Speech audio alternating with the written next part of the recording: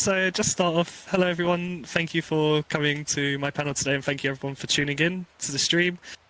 I'm Azzy, I am a professional racing driver as well as sim racer, and my panel here is going to be all about sim racing, the 101s, to a little bit about, for those who are into it. So that's going to get us started on the first topic today, which is what is sim racing? Sim racing is pretty much what it says in the title, simulator racing. People from all over the world take part in this. It is really, really fun. Recommend everyone tries it at some point in their life. You get yourself a computer, you know, Xbox, PlayStation, PC, whatever it is. You can have a controller, you can have one of those full-on simulators, and you just go racing on whatever game it be, whether it be F1, Forza. If it's got wheels, it's a sim racing game. Sim racing has been around for years, and I'm talking from like the 90s when we had, you know, games on like the Atari, SNES, all that stuff. You know, it's been a long time, and past about 2016, the industry really started booming, and it is quite a big esports scene now, generating multi-millions. You've got, you know, organizations like Formula One, GT World Challenge. These are real life biggest series in the world, taking a look at the esports scene and organizing their own series, which has insane multi-million-dollar prizes. So it's a huge industry, ranging from people who start at the very bottom to get their experience up to then become just general absolute aliens, as they're called. So we're going to go on to the next slide here, which is where do you start? Now, you can start anywhere that you want. As I said before, Forza Motorsport, one of probably the most easier entries to get into sim racing. It's a very nice arcade, but has simulator aspects. Teaches you the basics. You know, it's good for beginners. It has many types of assists for people, like things to help you turn, things to help you brake, racing line, all of that fancy stuff. And again, you don't need to have this multi-thousand-pound or dollar equipment to do this. You can just do this with a controller, whether it be PS4, a bloody Atari controller, you know, just... You can do anything with sim racing. It is possible. People play on all types of things. There's someone that I know who actually races with a flight yoke, which I will never understand how. But you can start off on anything that you want. It can be, again, all platforms are covered with sim racing. You have PC to Xbox to PlayStation to, you know, even Nintendo Switches and Nintendos from the old days have sim racing games. Even a Nintendo Wii, if you feel like it. There's actually an F1 game on that. I don't recommend trying that one out, but, you know, it's something. And on to the next bit is we're going to talk about recommended communities here. This is going to be a bit of a list here. If you've got a notebook or a pen and paper or something, or your notepad up, definitely write these ones down. I'm going to start off with SimFurs. SimFurs is a furry sim racing community which has multiple different events in different types of simulators. We're talking flight simulator, train simulator, Euro Truck Simulator. I believe that's one as well that they do. They have a wide range of ongoing series that anyone can take part in with any type of experience. And there are generally a bunch of lovely folk in there as well.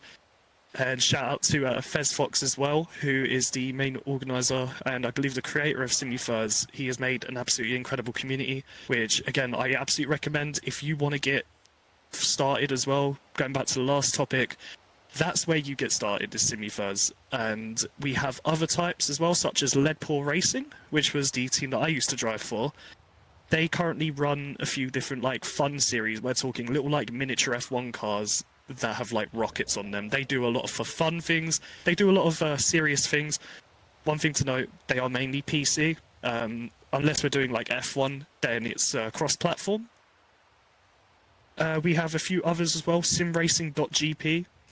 They have a huge hundreds of thousands following. It's essentially a database for sim racers, for you to basically test your skills. You get like a rating, you have statistics, everything to track your progress through every single race. It gives you all types of information that really helps you learn. And also we have SimGrid. SimGrid is more of the relatively new types of community. Again, ranges in every single type of category you can imagine. If you want to race in a bloody transit van, you know, they've probably got something for that. There's always is something going on, so you don't have to be like hardcore, sweaty, have to win kind of thing. They have everything you can imagine there. And again, check out their Discord and their website. It will be great because everyone there is super welcoming. They will help you as well if you have any type of technical issue, any type of question. They're going to be there. They have hundreds of experts, and it's literally ran by real racing drivers for the sim racing community to get the best experience that they can possibly get out of it. And this bit is going to be a bit longer now. We're going to talk about equipment. A little bit more advanced here. For those who have done sim racing before, you'll know all about these. For those who haven't, this is going to be where it's quite important if you want to try and experience a little bit more. So we have, to start off, up at the top right, we have Logitech. Logitech is more in the lower range, cost-wise. Ranges from about, I'd say $200 to maybe $700. I'm not the best with conversion rates. They make a ton of things like, they make your mouses, they make your keyboards, your headsets. They also make steering wheels. Quality-wise, they're alright. I'm more of a Thrustmaster person.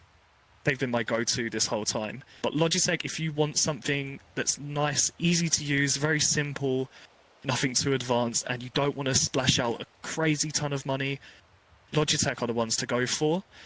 We also have Thrustmaster. Now, Thrustmaster, in my opinion, best for your money. Absolutely. They cover everything you can imagine, completely customizable. On the panel that we have here, you can see this is the T248 wheel, brand new, and is an incredible wheel. I've had to try that a few times, and I want one. You can get these for around, I think, the $300 mark at the moment, and soon they should be going on sale as well. These will last you an eternity. I used to have one called the Thrustmaster TMX. They say the expectancy of that wheel living on is about a year. I had mine for 3 years. That thing will last you your life, probably. As long as you treat it well, of course. Don't go ragging it around too much.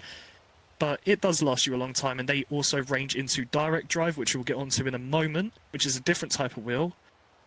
And we can start that with Manger. Manger are a new, very, very new company to the scene, really. They make direct drive wheels, which is a type of feedback that you get.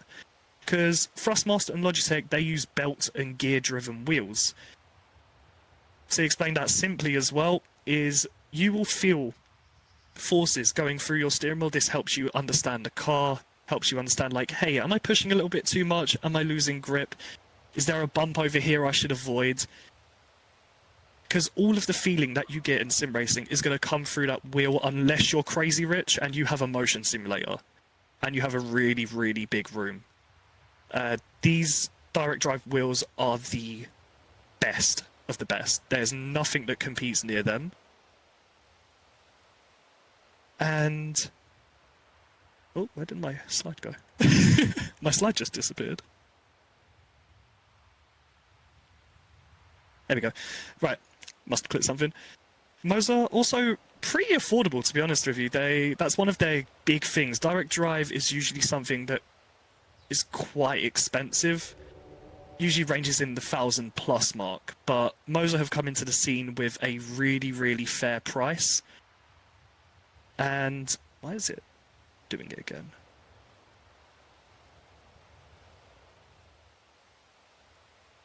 Okay, I've lost my slide. Oh well, we'll continue. But Manger also range from things such as rally rims to Formula rims. These are all things that you can just literally pull off of your wheel. There's a little release button.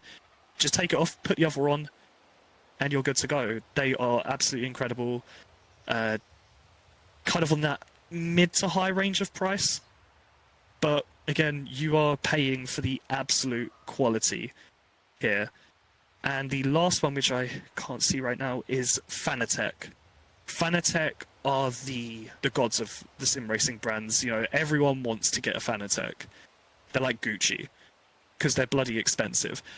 These can range from $1,000+. Now, they have a ton of customization options, a ton of steering wheels, a ton of pedals, because pedals are also something you need to consider, because pedals can come in like different forms. You've got like the regular plastic, just a brake throttle, you know, you can get those. But if you want the best experience, you're going to want to go and get yourself, say, these metal, like for Thrustmaster, we have these things called T3 PAs, and you can get these little kind of adjusters that you put on the back of them, and they help simulate the braking and throttle experience a whole lot better. We also have, I believe, a new thing which is dynamic brakes, which actually react to you pushing down on the pedal, which is a really weird feeling. I'm yet to try one of those, but those are definitely the dream. You can also find other brands of steering wheels. I'm not too familiar with other brands, but those are the main four. If you see any type of steering wheel under these four, these are the guaranteed they're going to be worth it, they're going to be good, they're going to be reliable. A lot of them come with warranties as well and such, so you're not going to have to worry, oh, it just broke this week, I've got to get another one. No, they will cover you, Fanatec especially, and Manger, best customer service out there. If you have a problem, give them less than a day and they're going to respond to you and try and help you fix your thing. I would move on to the next slide, but it seems to not be working. Huh.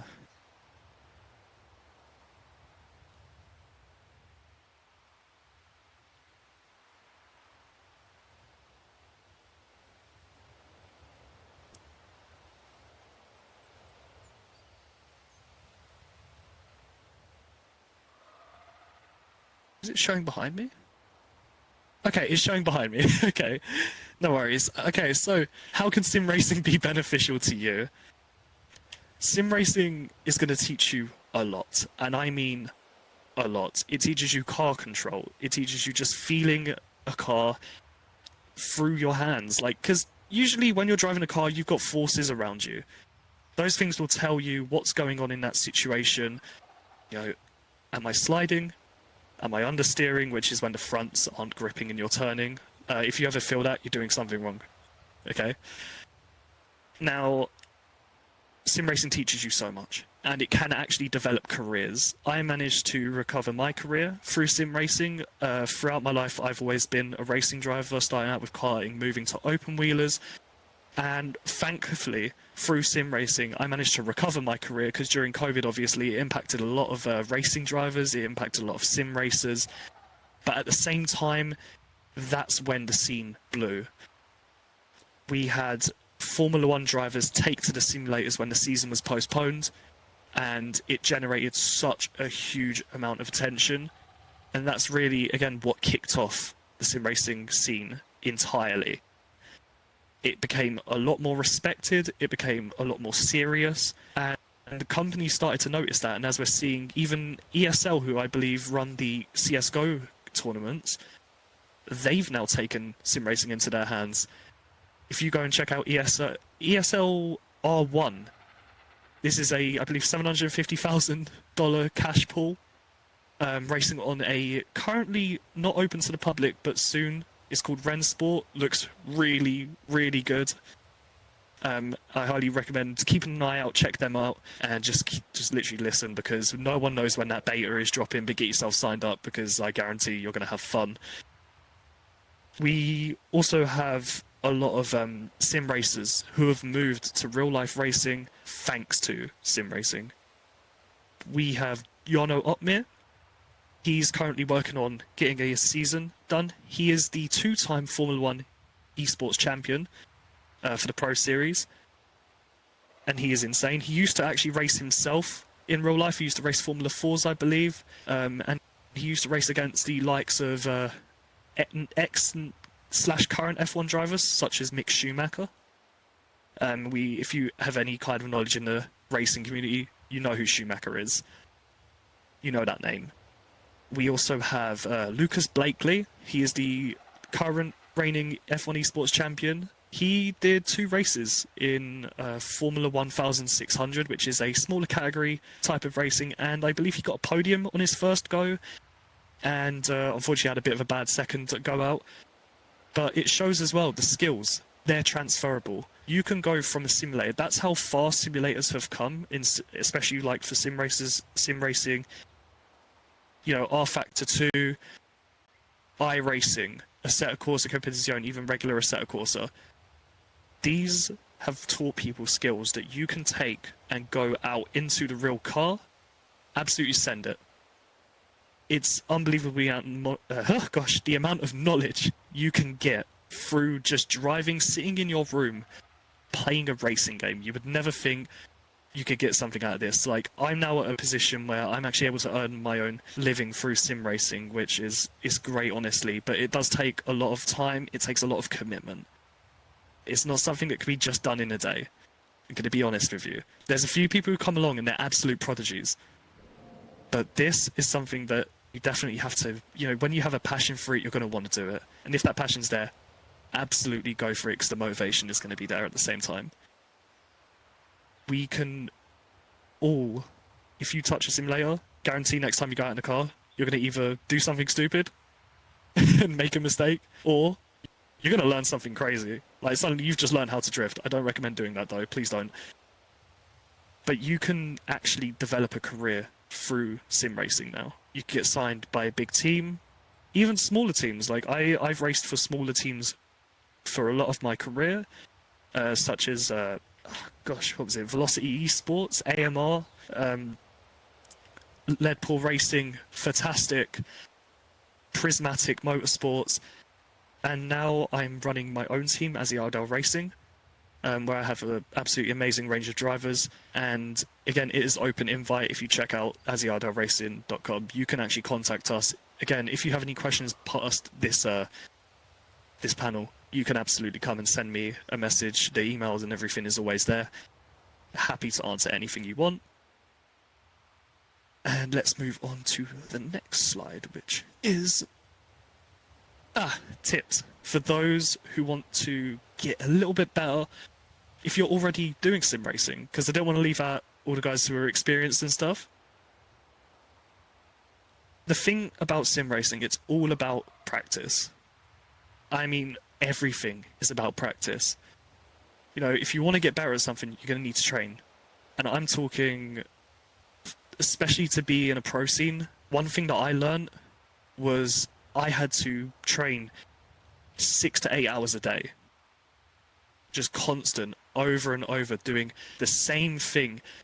At points, felt like I was learning nothing, but it's subconsciously you're learning so much. And if you take it and analyze your review, like take replays of your races, replay your practices, look at them, get telemetry things. There's things called Motec. You even have sim racing telemetry, which is available on Steam. It will show you all those details, all the statistics, all the data that you need, and it's going to tell you everything that you can do to improve. It helps to definitely have a buddy who does that. I have an amazing set of engineers who help me with analysing my data, and I have gained so much pace over the past 3 months due to this. It does take so much time. You have to be so committed to being a pro, to be in the pro scene.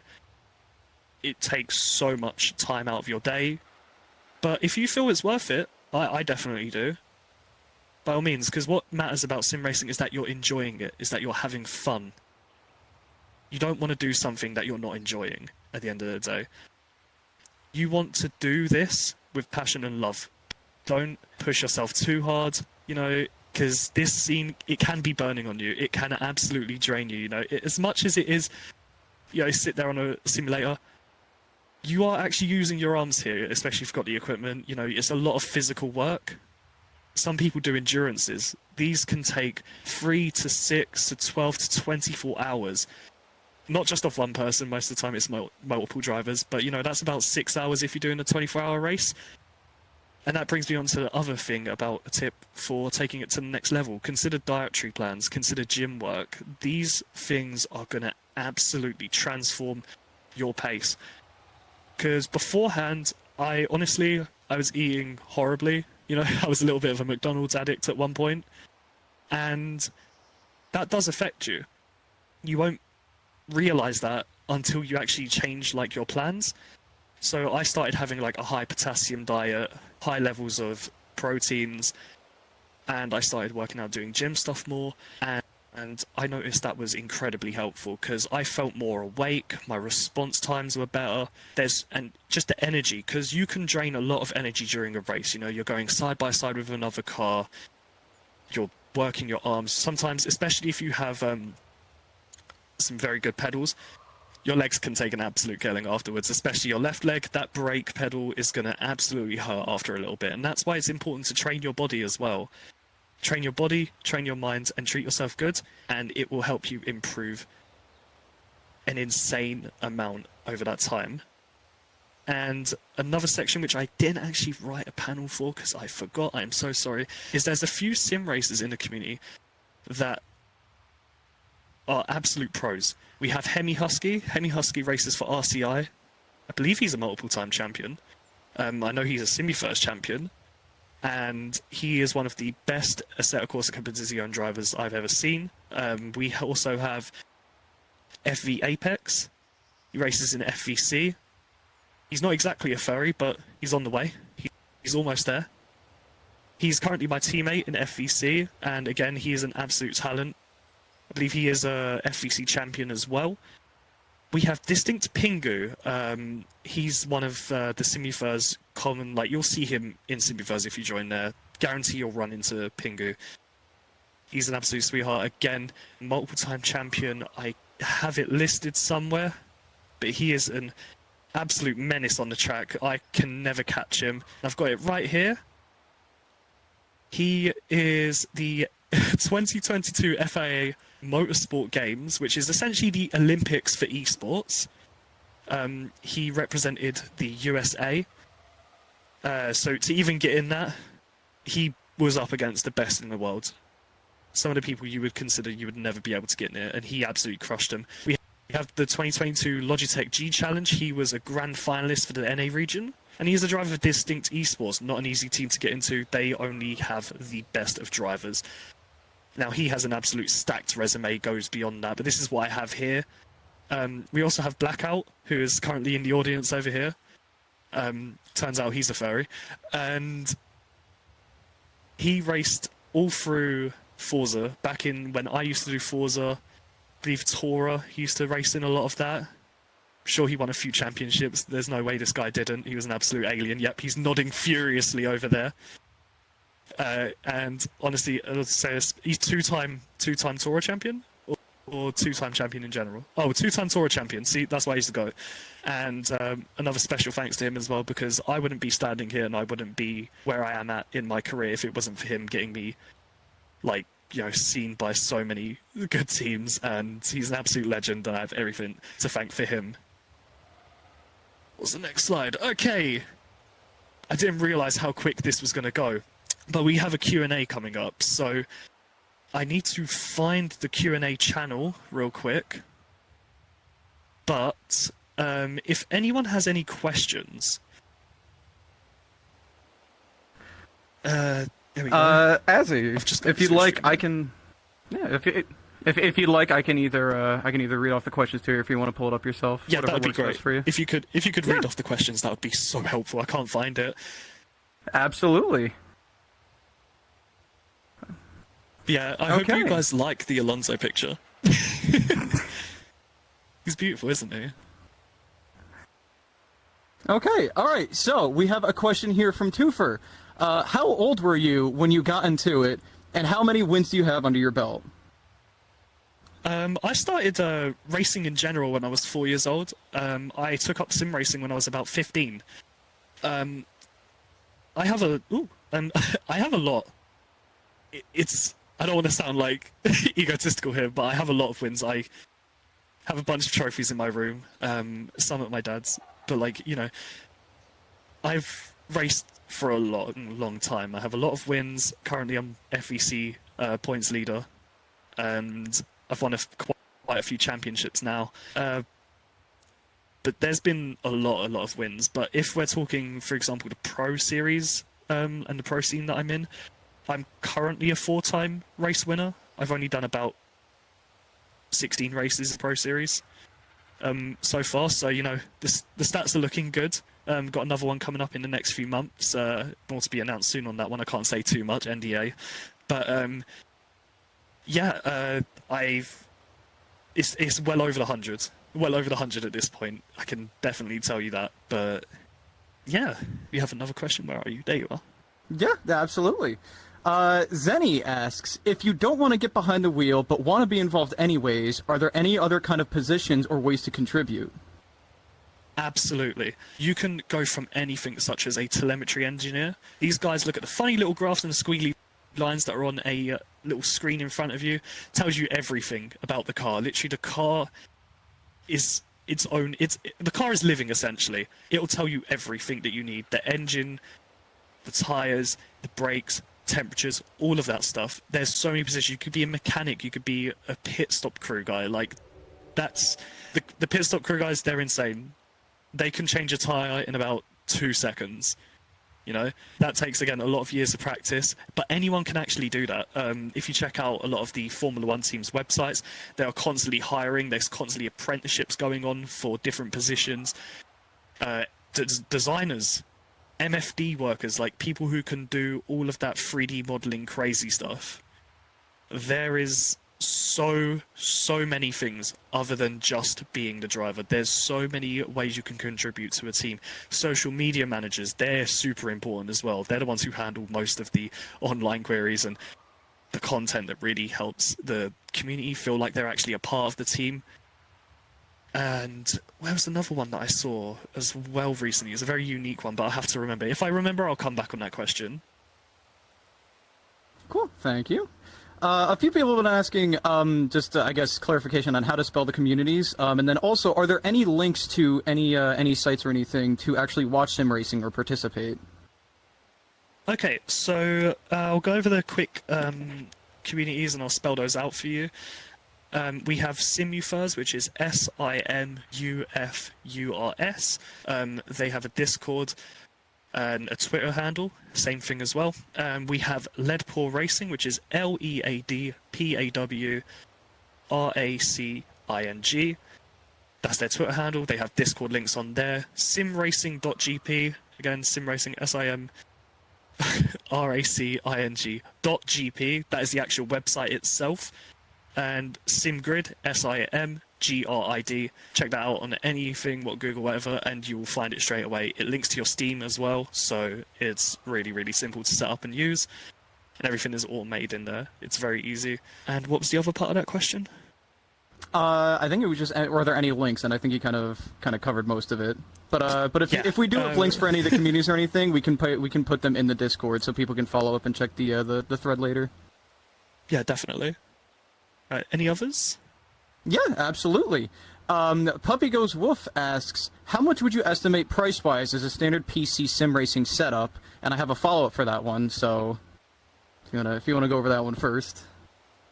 Right, a standard PC sim racing setup. Are we?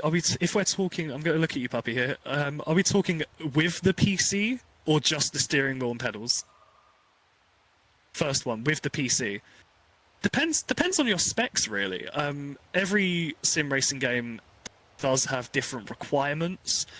So let's say F122, you might need a little bit of a beefier PC, because even I, to this day, sometimes have issues with that game. That might just be the game, who knows. But to get a PC and a sim racing setup, you could get a good, decent build for around the 1,300 mark. Along with a steering wheel pedal set, maybe around 400. So you just add that up, is like $1,700 to $2,000 is what you want to aim for if you want to get a simple, nice, easy build, get your sim racing career done. But if you already have a PC, steering wheels can range from the $150 to thousands mark. But like I said, if you go back to the previous topic of what equipment, Thrustmaster and Logitech, they're your best bets to get a nice, decent, quality wheel for a really affordable price. And what's the follow-up? The next question is from Puppy Goes Wolf again. Are there some sim racing games that I guess are more official than like the industry standard? Yes, definitely. I mean, it's hard to define what the industry standard is because, again, every single sim racing game has its own unique little trait. Now, in my opinion, what is the standard at the moment? It's between Assetto Corsa Competizione and iRacing, two of the most realistic sim racing games out there currently. I know some people are going to say R Factor 2, but R Factor 2 needs a bit of work before it becomes a top leading sim racing game. Definitely, Assetto Corsa Competizione and iRacing are the ones that you want to go for if you want that most realistic, authentic feeling of a race car. Cool. Thank you again. We got another question from Twofer. Would you ever want to get into real-life racing? I mean, I already do. Currently racing in the Porsche Cup G. Sorry, my brain is not working right now. The Porsche Cup this year and next year, I'm going to be racing some 1970s vintage touring cars. There's a little bit more confirmation to come on that soon, but the offer is there on the table. It's just about finalising it. It's on the verge, but yeah, I currently do real life racing and intend on doing that for a very, very long time. Maybe till I can't walk. We'll see what happens. Cool. Thank you again. Another question from Puppy Goes Wolf here. Does a physical routine play into becoming a better sim racer at the start, or is it something that needs to be practiced more as you get further in? I guess in relation to the gym workouts. You don't necessarily have to, but if you definitely want to improve performance, I would recommend it. But that's just a personal preference for me. I feel it's really important, especially at the level that I'm now at, that it becomes a mandatory thing for me that I need to do to make sure that I'm still staying at the top level of performance. Like lately, my races have been good, and I've had a bad race literally yesterday, and by bad, I consider third place bad. That's because of the level of training that I go through, that it's so important to me that, you constantly keep working out, keep your brain working. It helps. It just completely helps, elevates every aspect of your performance. Just, you don't need to do it, but it will help you. So it's a personal preference. Okay. All right, give me a second. There's a lot of good questions here. Give me 1 second here. Oh boy. Okay, let's see. I guess from Linksy here. What is some advice for pros trying to come back into sim motorsports, sorry. Pros trying to come back into? I guess if they're coming back into the community after taking a break. Just pace yourself. Coming back from sim racing after a long time, it's a little bit of a weird feeling because I have usually in the summer I take like a month break, and always coming back after that break it feels so weird. I feel like I'm pushing too hard. It's about slowly building yourself back up to what you're comfortable with. It takes maybe a little bit, maybe take you 1 to 2 weeks, but it's not the hardest. You're going to have that muscle memory there. You're going to be able to remember exactly what you did before in no time. Whether that be years, it's going to be there in the back of your mind. You're going to just feel it and you're going to understand and know. So yeah. Cool, thank you. We got another question here. Cat M asks, as someone who's new to sim racing and overwhelmed on where to begin, since I want to improve a lot, what would you recommend? Online lobbies. It sounds crazy. You might have a great time, you might have a horrible time, but that's where I started with sim racing. I hopped on a load of online lobbies because I was like, I want to try get into this, but I'm not sure if I'm ready for big leagues and, racing an organized series. So I started out with online lobbies. It helped me teach me a lot of things such as like awareness, just understanding racecraft against other drivers, because racing against the AI can feel very repetitive. It can feel like you're doing the same thing over and over again. If I go this way, this guy's going to do this, it's guaranteed. While when you're racing with an actual human, there's so much different things to factor. How are they going to react to you being side by side? Are they going to turn into me? Are they going to go wide? Are they going to come back like on the next corner? So try out some online lobbies. Preferably some like more cleaner ones, especially referring to things such as SimRacing GP and SimGrid. They host daily events. Now these daily events are just very quick little sprint, maybe 15 to 30 minutes. You know, it's organized in terms of how it's set up. You know, it makes sure that there's no people who are deliberately going online in these lobbies to crash into people, and they do actually have a very good stewarding system to make sure that these things don't happen. You know, you can go to these places, take part in the dailies. You know, they're not going to affect your career. There's no, if I lose, you know, this is horrible. If I win, I'm going to get $1 million fucking dollars. Excuse my language use. You know, it's not that serious when you go into online lobbies, and that teaches you the fundamentals of racecraft against actual humans. Give it a try. Next question. Cool. Thank you again. We got a question from J-Dog. What is the best sim racing game out there to give you the feel of actually being behind the wheel? For me, Assetto Corsa Competizione. I've had 2 drives in the Porsche this year so far, and no simulator comes close to touching that than Assetto Corsa Competizione. Obviously, there's a few things that could be improved, but that's been improving over time constantly. No sim racing game is perfect, I will say that now, because again, we don't have the feeling of G-forces and stuff. Like, you know, going to the braking zones, I'm pulling like 3 to 4 Gs. Going through corners, I'm pulling maybe 3 to 4 Gs. You're not going to feel that sitting in your simulator, even in a motion rig, unless your motion rig decides to go full vertical or sideways, then you're not going to exactly feel that. So I'd say the closest we have at the moment is definitely between iRacing and Assetto Corsa, but my bet is on Assetto Corsa Competizione. Awesome. Thank you. We got a question here from Trixolit, I think. I hope I pronounced that correctly. What is the easiest way to find teams looking for drivers? The easiest way to find teams looking for drivers, it's word of word, really, you know, and especially keeping an eye on things such as Twitter. Follow esports teams. Follow like these smaller ones, such as, you know, Leadpool Racing, relatively small, but you know, they're building a lot at the moment. They're currently working through and through to expand. You know, especially my team currently, we're looking for drivers as well. Again, AzzyRacing.com if you're interested. Get us up with an application.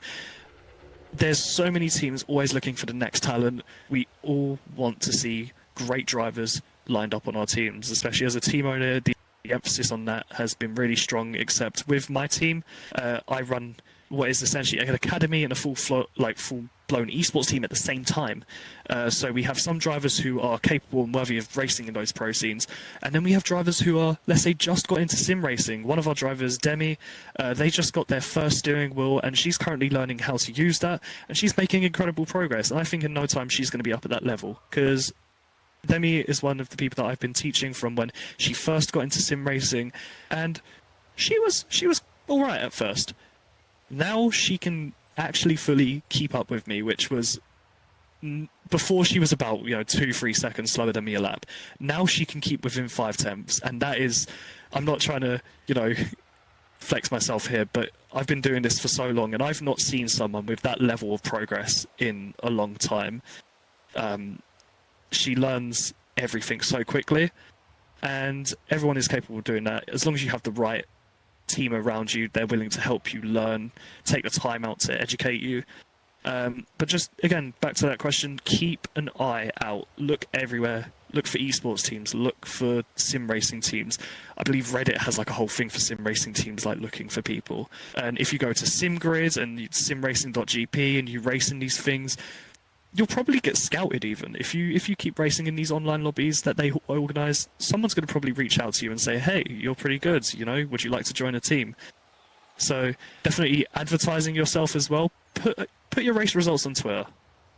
Like, that's going to be one of your big things as well, because using hashtags such as like hashtag SimRacing, hashtag esports, these things are constantly picked up by teams. They'll be looking specifically for these tags to try and find someone who is absolutely a blindingly good driver. So it's all about promoting yourself as well as being on the lookout. Awesome, thank you. We got a little bit of a fun one here. A question from Riley. What is your favorite / dream car? Honda S2000. God, I want a Honda S2000 so bad. It's literally unobtainable. I have always wanted that, but God, I can't imagine the insurance price on that at the same time. But yeah, it is a Honda S2000, absolute dream. I will wide body it. I will key out. It's going to be a time attack car. I'm not responsible. That was such a quick response. You were right on that. Oh God, yes. Okay, let's see. We got a bunch more questions. Another one here from Trixelit. Kind of follow up to a question from before. Speaking of playing online in online lobbies, what are the best games to play online lobbies in? Don't touch F1. That game is full of trolls. You will explode. If you want to try out some good online lobbies, check out Regular Base Assetto Corsa. Check out Assetto Corsa Competizione. iRacing, technically, if you have the money for that.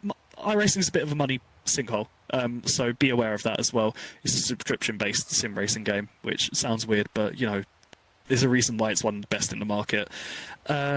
Check out Forza lobbies, even though they can be chaotic as well. Some of them you can get some really good lobbies where you have some crazy good drivers. But just, those are the three, I'd say. You've got Assetto Corsa Competizione, and Forza organised lobbies. Those are the ones you want to try. Cool, thank you. We got a question here from Zadala. What wheel and pedal combo would you recommend for someone that wants a more medium setup? Would it be more fun to race with a clutch and H pattern, or just paddle shifters? I'd say if you're going to go for a good steering wheel, what we saw on that slide, which I will quickly go to, we'll see an image of that, just 1 second. Okay, please. Please. Oh, I just was on it. There we go. Yeah, so up there we have the Logitech T248. Nice, affordable, mid-range wheel, great quality. Has the free pedal, so you can use that clutch if you want. It has the paddle shifters, and you can choose a H pattern if you want. You have to buy that separately. But it's a personal preference. I don't have one. I don't feel the need to use one. Definitely will be more fun, especially if you're having some like time, just vibe with your friends. You know, let's say you're on one of those no Hesi traffic servers, cutting it up through the traffic, and you want to have that H shifter to feel like a Honda Civic driver. It's definitely the go-to for me. So, yeah.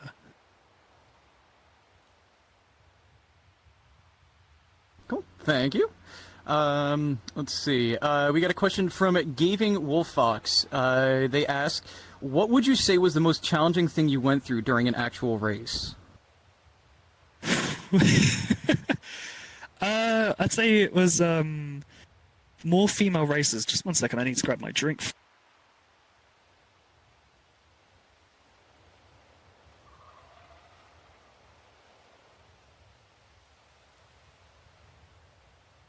I just felt like a raisin there. More female racers, round 1 at Zolder. I got crashed into, unfortunately. I was running in, I think, P6, was en route to getting the top 3. And someone crashed into me. I then had suspension damage, a broken steering, so my steering was slightly to the right for me to go straight. Front of the car, the aero was damaged, so meaning I couldn't turn as good. The rear of the car was damaged, which means the rear would want to slide out and spin more often. That was the most horrible race. I managed to get P8 in the end, which was an incredible result because I drove for 17 minutes with that kind of damage. And let me tell you, I needed a towel because my shirt was drenched. That was the most physical and most challenging race of my life, 100%. Cool, thank you. We got a question here from Mozu. Speaking in terms of racing historical cars, are there any that you'd recommend trying out? Say that one more time. I guess as far as racing goes with like historical cars or older cars, are there any good ones that you'd recommend trying out, or any ones that you'd want to try out? Ooh, okay, that is a really, really good question. Jesus. I mean, I've had a fair share of drives in some historical cars, such as some old Lotus Formula 3 cars, which feel like metal bathtubs that want to kill you at every corner. The dream car for me to drive would be the 1994 Benetton driven by Michael Schumacher. That would be the absolute dream of all cars for me to race. This one's a bit common. Everyone's going to say this in who likes sim racing. Mazda 787B, the rotary Le Mans monster. That car is incredible, and when you hear that, check it out on YouTube, listen to some live flybys. It screams. It is an absolute beast of a car. Those are the two historical cars I've always wanted to drive. Oh, yeah. That is a good car. Okay, let's see. We got more questions here. We got one from Puppy Goes Wolf again. What's a sim racer you would recommend for non-competitive casual and more fun and out there style of gameplay? Forza Motorsport. Forza Motorsport, 100%. That's the one. That is the one for that. If you want just a fun... Because the thing about the online lobbies, it's not like you're restricted. You have to use this car. It's like Horizon, if anyone has ever played that. You buy a car, you upgrade it to a certain spec. There's different classes like A, B, S, S1, stuff like that. You can build a car exactly how you want it to, how it fits you personally, how you drive. Your cars are a part of you. You're going to want to express that with, let's say, hey, I like running really fast. So you're going to build that car in a straight line speed monster. That thing is just going to go, but as soon as you get to a corner, you're going to just not turn. So Forza is definitely the one that's more fun. You're a lot more free on what you can do. If you try out F1, if you try out Assetto Corsa, their cars are already preset for you. They're cars that are pre-built. You can't adapt them, you can't adjust them. It's just stock. So again, Forza Motorsport 7 is currently the latest Forza. We have the new one coming out, I believe, this summer. So keep an eye out for that as well, or of August, I think. It depends at the moment, like autumn, summer. We don't know when it's coming out, but keep an eye out because they're constantly revealing new things. Cool, thank you. We've got a question from our camera operator back there. What is your favorite combo for wheel setup and sim racer? So far, it's my current wheel. I use the Thrustmaster TSXW. I have 2 rims. I have the Sparko Rally rim, and I also have the open wheel rim, which is just a GT/F1 style steering wheel, and regular Assetto Corsa, because I just like to go on that and vibe after a race or before a race or whatever. That's my relaxed game. It's the best feeling, especially when you have that big circular rim and you just send it through a corner, start drifting, you just let it spin in your hands. It's so fun. And you know what, this is going to sound crazy. Euro Truck Simulator with my steering wheel set is the most fun experience ever. I love Euro Truck Simulator and will vouch for it. Someone come do a convoy with me. But yeah, next question. Okay, I think this might be the last question here, but we got a question here from LPR Pin Hydraday. I think I got that right. What's your opinion on some really super expensive gear? For example, Fanatec BMW, Cube Controls, and Gomez Sim, etc. Sorry, say that one more time. What is your opinion on expensive gear such as, I guess, Fanatec, BMW, Cube Controls, or Gomez Sim? If you have the money, go for it. Fanatec are definitely one of the best for a reason. They're one of the most expensive for a reason. But I would still stick with myself with Thrustmaster and Moser. But these other companies, they're good. BMW obviously coming into the scene is a huge thing.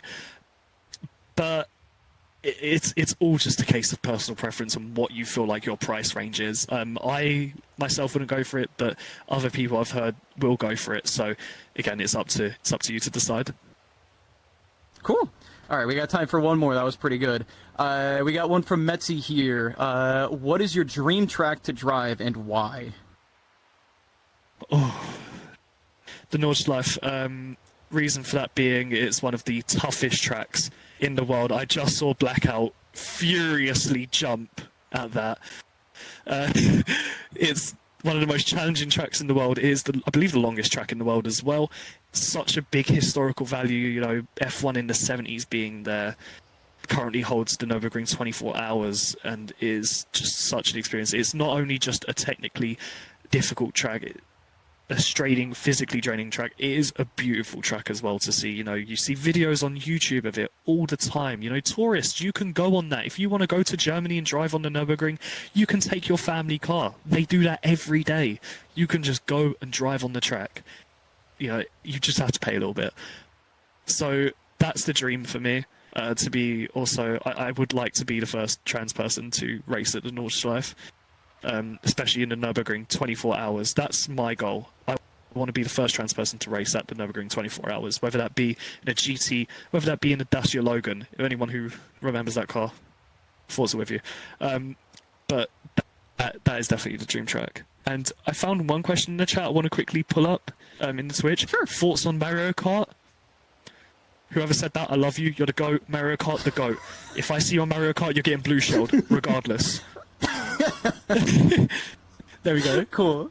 All right, thank you. And with that, I think that's it. So if you want to give your closing, your outro, Yeah, and then well, yeah.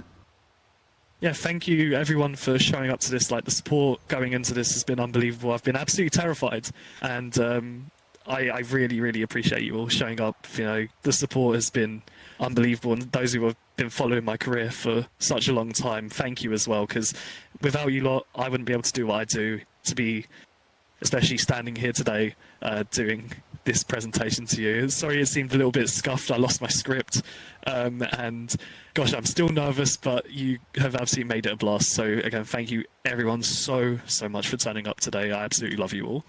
And thank you everyone in the stream as well for tuning in and asking your questions. It means a lot. Thank you so much. But yeah, that's all.